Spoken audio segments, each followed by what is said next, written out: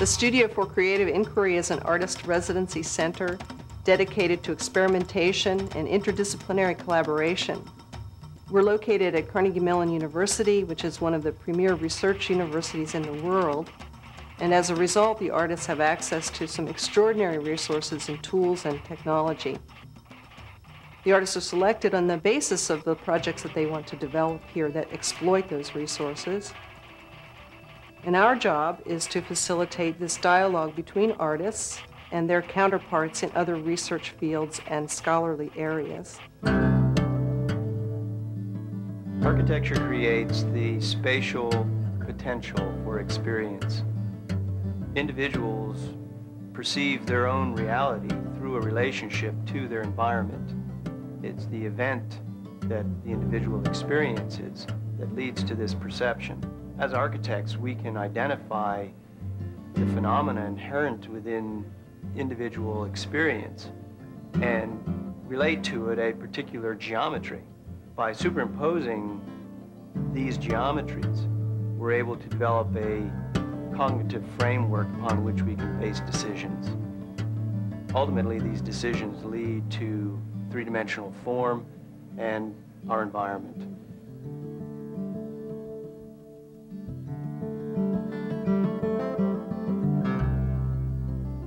Artists spend between 1 and 2 years developing their projects in the studio. And one of the required things that they do have to do while they're here is to present their projects in a public forum. And the job of the studio is to help them find the appropriate venue for that presentation.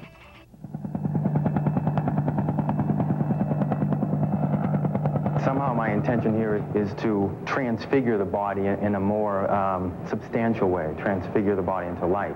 When it comes to understanding our universe, I mean, that's what I'm doing here in an artistic way, in a contemporary way, but also in a very age-old way.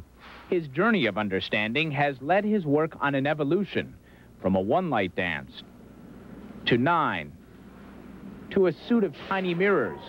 In each case, he moves his body with the grace and agility of a gymnast to project or reflect beams of light.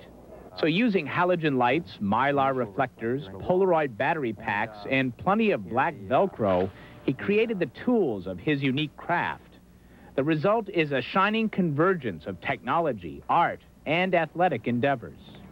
I don't generally see those boundaries. Rather, I've gone along my own way as I've needed to, and I've crossed those boundaries as necessary. And that's not easy because generally it's not so well accepted. Seth Riskin has found acceptance at Carnegie Mellon University's Studio for Creative Inquiry, where a multimedia approach to art is encouraged. In the 5 years that the studio has existed, we've supported several international artists. And they've been very successful in developing new approaches to their traditional work using new technologies. And as a result, a very exciting sharing of cultures goes on in the studio.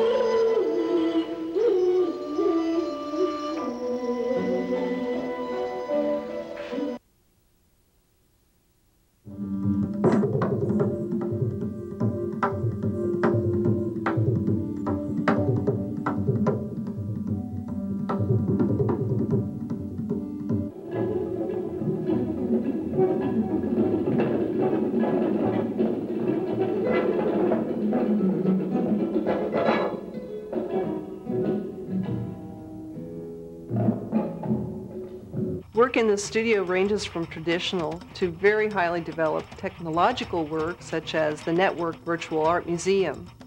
This project uses the medium of virtual reality as a place for artistic expression and communication. I'm Carl Eugene Leffler, and my principal research is telecommunications and virtual reality. I design virtual worlds that are networked and shared by more than one person at the same time.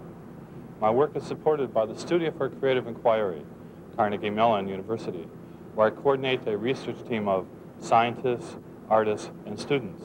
The first technical demonstration of network virtual reality took place between Carnegie Mellon University in Pittsburgh and Munich, Germany, a point-to-point link.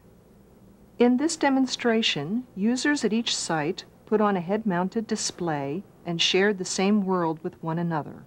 Each user had an independent point of view and could manipulate objects. There remains a broad range of other disciplines that can benefit from network virtual reality. Consider architecture, medicine, and other forms of scientific visualization. What kinds of worlds are we currently building? The first world constructed was a container or museum to hold the other forthcoming worlds. And this museum, like most museums, is comprised of galleries. The difference is this distributed art museum can come to you, and the galleries feature virtual worlds. When entering the museum, one is greeted by an agent, a synthetic person with an artificial intelligence. In the studio, we encourage our artists to collaborate with scientists.